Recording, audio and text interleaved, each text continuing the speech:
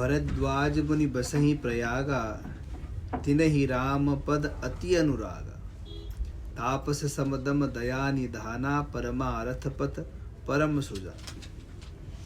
ये जो प्रयागराज है, यहाँ प्रयागराज क्षेत्र में भरद्वाज मुनि रहा करते रहे। वो यहाँ बहुत रहे, उन्होंने आराधना उपासना करी, भगवत चरणों के अनुरागी थे, वे तपस्वी थे, तापस।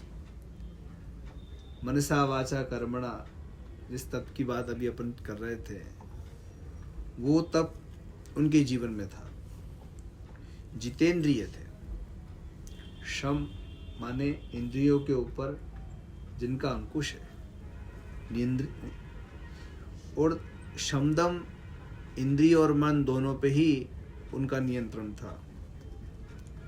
और दया निधान, दया के सागर थे। और जो परमार्थ है उसके तत्व को वो जानने वाले बड़े चतुर व्यक्ति थे। अपना कल्याण तो करते ही थे, अपने शरणागतों का भी कल्याण करने की उनके अंदर भावना थी, और वो दृष्टि थी, और वो बुद्धि थी, जिससे वो सदैव अपने शरणागतों को परमार्थ के पद पर लगाए रखते थे। वस्तुतः महात्मा वही होता है जो स्वयं भी सन्मार्ग पे चले और औरों को भी चलाए। साधु वही है जो सन्मार्ग पे स्वयं चले। साधु नाम सन्मार्गस्थानाम, स्वयं सन्मार्ग पे चलना, औरों को चलाना, ये साधु। तो ऐसे दिव्य साधु पुरुष महर्षि भरद्वाज ऋषि प्रयाग में रह कर के भगवत आराधना उपासना करते हुए, तपस्वी सा जीवन बिताते हुए, जितेंद्रिय रहते हुए भगवत आराधना में लगे हुए थे। यहाँ हर वर्ष माघ के महीने में मेला लगता है, और जब भी माघ के महीने में मेला लगता है, कुंभ यहाँ हर वर्ष होता है माघ मेला। तो माघ मेले में स्नान करने के लिए मनुष्य तो आते ही हैं, ऋषिमुनि भी आते हैं, वरन देवता भी दिव्य शरीर धारण करके यहाँ आया करते हैं। हमने एक महापुरुष के श्रीमुख से सुना था कि देवरा बाबा ऐसा कहा करते थे कि कुंभादि का समय हो या माघ का जब महीना हो, माघ के मेले में 2:30 से 3 बजे आप जिधर से गंगा की धारा आ रही हो, उधर बैठ करके देखो तो आकाश से उतरने वाली दिव्य अमलात्मा, अगर साधक का अंतःकरण शुद्ध हो तो उनको दर्शन देती है। माघ का महीना माघ मकर गत रवि जब होई, तीर्थ पति ही आव सब कोई। देव दनुज किन नर नर श्रेणी, सादर मज्जहि सकल त्रिवेणी। और देवता, दैत्य भी, किन्नर भी, और मनुष्यों का समुदाय भी, सभी लोग बड़े आदर से, बड़े सम्मान से माघ के महीने में भगवान की आराधना उपासना करते हुए त्रिवेणी के अंदर स्नान करते।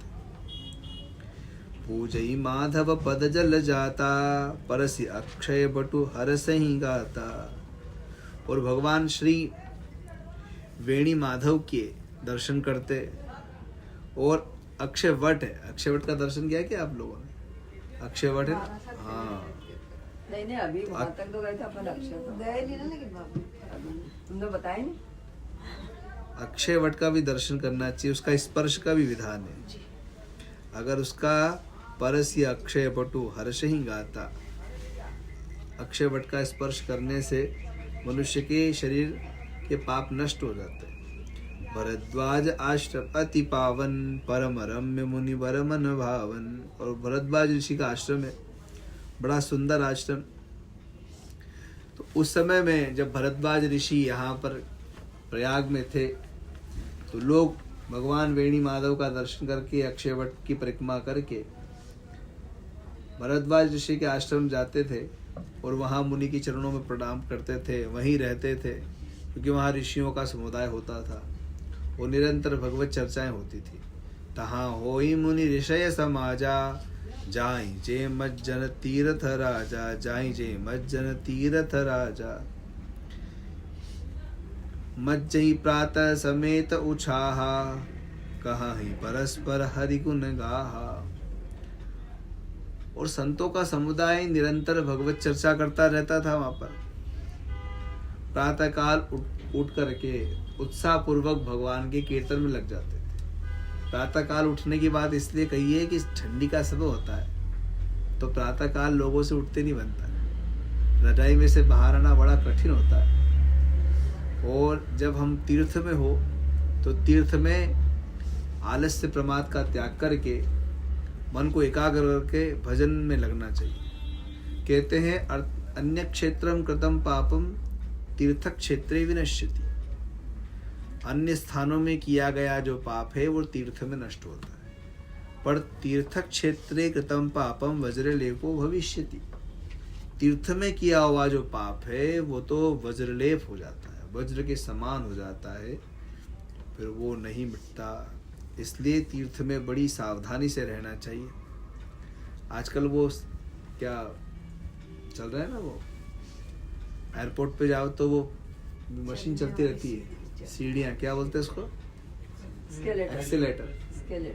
तो वो एक्सीलेटर पे क्या होता है कि वो मशीन बोलती रहती है और वो कहती है सावधानी से पैर रखिए, सावधानी से पैर रखिए। इसलिए तीर्थ क्षेत्र में सावधानी से कर्म करिए। ध्यान रखिए कि यहाँ किया हुआ जो कर्म है वो अक्षय होगा, चाहे शुभ कर्म हो चाहे अशुभ कर्म हो। इसलिए शुभ कर्म का आश्रय लो, अशुभ कर्म से बचो। अन्य क्षेत्र में किया हुआ पाप यहाँ नष्ट होगा, पर यहाँ किया हुआ पाप कहीं नष्ट नहीं होगा। इसलिए बड़े सावधानी से वो भगवान की आराधना उपासना करते थे, आपस पे बैठ करके भगवत चर्चा करते थे। ब्रह्म निरूपण धर्म विधि, वर्णई तत्व विभाग, कहाहीं भगति भगवंत की, संजुत ज्ञान विराग। ब्रह्म निरूपण करते थे। ब्रह्म क्या है, वास्तविक ब्रह्म है क्या, जो सब जगह है वो ब्रह्म है। रसगुल्ले में मिठाया कहाँ है, पूरे रसगुल्ले में। जलेबी अगर चाशनी में गिर गई तो उसके अंदर चाशनी कहाँ है, पूरी जलेबी में। शक्कर से बना हुआ जो बताशा है उसमें शक्कर कहाँ है, बताशा। ये शक्कर से बनी हुई जो अगर मिश्री है तो उसमें शक्कर कहाँ है, पूरी मिश्री शक्कर की ही है। ये संपूर्ण जगत क्योंकि ब्रह्म से ही बना है, इसलिए संपूर्ण जगत में ब्रह्म है। ब्रह्म के अतिरिक्त तो कुछ है ही नहीं। ब्रह्म का निरूपण करते थे। धर्म का विधान, मनुष्य को अपना जीवन कैसे जीना चाहिए, क्या मनुष्य के लिए निषेध है और क्या विधान है, इसके विषय में शास्त्र प्रमाण होता है। हमारे अंदर किसी भी प्रकार की जिज्ञासा हो, उसका समाधान शास्त्र से मिलता है।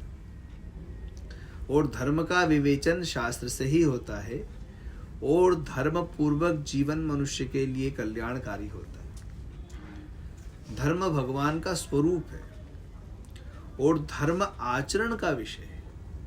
4 प्रकार के पुरुषार्थ हमारे यहाँ शास्त्रों में बताए गए, धर्म, अर्थ, काम और मोक्ष। तो अर्थ, काम और मोक्ष, ये तीनों प्रकार के पुरुषार्थ जिस पे टिके हुए हैं उसका नाम धर्म है। धर्म परक काम होना चाहिए, धर्म परक अर्थ होना चाहिए, और धर्म से ही हमारे अंदर मोक्ष के प्रति जिज्ञासा उत्पन्न होगी और वो हमको कल्याण के रास्ते पे ले जाएगा। इसलिए धर्म का आश्रय कभी नहीं छोड़ना चाहिए, क्योंकि धर्म की रक्षा के लिए भगवान आते हैं। भगवान ने गीता में एक बात कही कि अपने धर्म का पालन करना चाहिए और पर धर्म से डरना चाहिए। स्वधर्म निधनम श्रेय पर धर्मो भयापह। अपने धर्म में अपने बताए हुए मनुष्य के लिए जो कर्म है, उन कर्मों का विधि पूर्वक पालन करने में पीछे नहीं हटना चाहिए। सनातन धर्म में मनुष्य के लिए जो कर्म बताए गए विहित कर्म, उसका आश्रय लेना विधि से, और जो शास्त्र ने बताया है उस धर्म का आश्रय लेने से अभ्युदय और निःश्रेयस की सिद्धि होती है।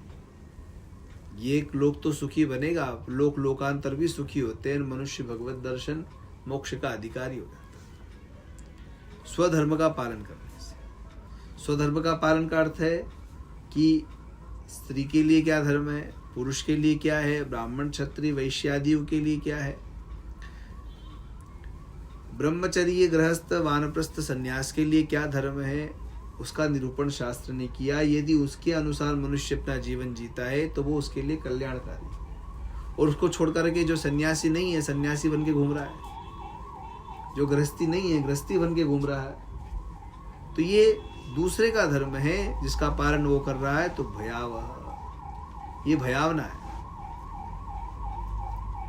एक गधा था, तो उसने क्या करा कि शेर की खाल ओढ़ ली और जगह जगह घूमने लगा। एक बार सारे गधे और लोग उसको देख करके क्या होता था कि डर जाते थे कि शेर आ गया, शेर आ गया। एक दिन सारे गधे खड़े हुए थे और सारे अपनी भाषा में चिल्ला रहे थे। तो कहते हैं ना, अपने को देख करके तो आदमी पलट ही जाता है। तो जैसे ही अपने भाइयों को देखा, वो भी अपनी आवाज में रेंगने लग गया। जब लोगों को पता लगा कि ये शेर नहीं गधा है, तो लोगों ने उस गधे को इतना मारा, इतना मारा, इतना मारा, खूब मारा, बेचारा मार खा खा के मर गया। अच्छा, ये कष्ट क्यों मिला? क्योंकि उसने विपरीत धर्म को अपनाया। अगर अपना जो धर्म है गधे का, उसी का पालन कर लेता तो मारता थोड़ी, वो जितनी पढ़ना थी उतनी मार पड़ती। कहते गधे की बुद्धि में और शेर की बुद्धि में अंतर होता है। एक काशी में पुराने महात्माओं से सुना कि एक धोबी था और उसका एक गधा था। गधा, उसने गधा पाल रखा था। तो वो गधा जो था ना, वो कपड़े यहाँ से वहाँ ले जाने का काम करता था।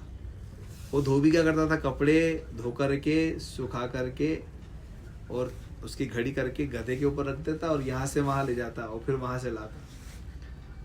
तो रोज एक जगह बांधता था। एक बार क्या हुआ कि वो गधे की रस्सी लाना भूल गया। वो गधे की रस्सी नहीं लाया। अब उसने को चिंता हो गई कि अब गधे को बांधू का। तो वहाँ एक महात्मा बैठे थे। उन्होंने देखा ये बहुत देर से परेशान हो रहा है, तो उन्होंने कहा कुछ मत कर, गधे के पास पे जाओ, जिस तरह से रस्सी बांधता है ना उस प्रकार की क्रिया कर। रस्सी तो नहीं है पर क्रिया वैसी कर।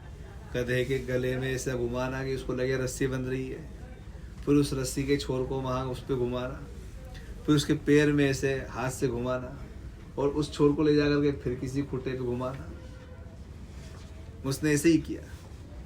तो गधे ने मान लिया कि मैं बंधन में आ गया। बंधन था नहीं, पर गधे ने मान लिया। अच्छा हो गया। अब वो जब गधे को वहां से खींचने लगे, जब तो गधा वहां से हिले ही नहीं। बहुत देर हो गई, फिर पच गया। महात्मा वहां से फिर आए। उन्होंने कहा भाई क्या हो गया? उन्होंने कहा महाराज ये तो हिलने का नाम नहीं ले रहा, पहले बंध नहीं रहा था, अब ये हिल नहीं रहा है। उन्होंने कहा भैया खोल तो सही। तो उन्होंने कहा बांधा ही कब था? तो उन्होंने कहा भैया जिस तरह से बांधा था उसी तरह से खोलना है। झूठ मूठ का बांधा है तो झूठ मूठ का ही खोला तो खुल गया। इसका मतलब था कि बंधन तो था ही नहीं। जो बंधन बंधा वो भी झूठ मूठ का था और जो खुला वो भी झूठ मूठ का। भाई जैसे स्वप्न में जो दिखा वो सत्य था ही नहीं, तो उसमें चाहे सुख दिखा हो चाहे दुख, वो मिथ्या है। वैसे ही बंधन खुला हो चाहे बंधा हो। बंधा होता तो खुलता, जब बंधा ही नहीं तो खुला किस बात का। और ये गधे की वृत्ति होती कि वो अपने आप को मान लेता। तो कुछ लोग वैसी मनोवृत्ति वाले भी होते। अब अगर मनुष्य अपने धर्म का त्याग करके दूसरे धर्म का आचरण करता है तो उसकी मनोवृत्ति वैसी है जैसे गधे की। जो है नहीं उसको अपनाने से दुख की प्राप्ति होगी। और वो धर्म था नहीं फिर भी आपने अपनाया, आपके लिए नहीं था। भाई बच्चे के लिए जो दवाई होती है या भोजन होता है, बूढ़े के लिए जो भोजन होता है, जवान आदमी के लिए जो भोजन होता है, उसमें अंतर होता है। अब बूढ़ा 90 साल का आदमी और जवान 25 साल का, और उसके लिए बादाम का हलवा बना और वो बूढ़ा ठंडी में खा लेने तो निपट जाएगा है? और अपना कुंभ बिगाड़ देगा ऐसे समय निपट गया तो उसका कारण ये है कि जो चीज हमारे लिए नहीं थी, अगर हमने उसको ग्रहण किया तो पाचन शक्ति वैसी नहीं, अब उसका धर्म विपरीत धर्म है, उसने अगर अपनाया तो भगवान ने गीता में इसलिए कहा कि मनुष्य को अपने धर्म का कभी भी त्याग नहीं करना चाहिए। भगवान काय के लिए आते हैं? धर्म की रक्षा के, और धर्म का आचरण स्वयं करके दिखाते हैं। तो उस धर्म का यहाँ पर आने के बाद में महात्मा लोगों के मुख से वर्णन सुन करके समाज एक सन्मार्ग पे चलता था। ब्रह्म निरूपण धर्म विधि वर्णई तत्व विभाग, और तत्व के विभाग का वर्णन सुनते थे। कहाई भगति भगवंत की संयुत ज्ञान विराग, और ज्ञान और वैराग्य से युक्त भगवान की दिव्य कथाओं को सुनते थे। उन कथाओं को सुनने से, भगवान के कथा की सलीला में स्नान करने से मनुष्य का कल्याण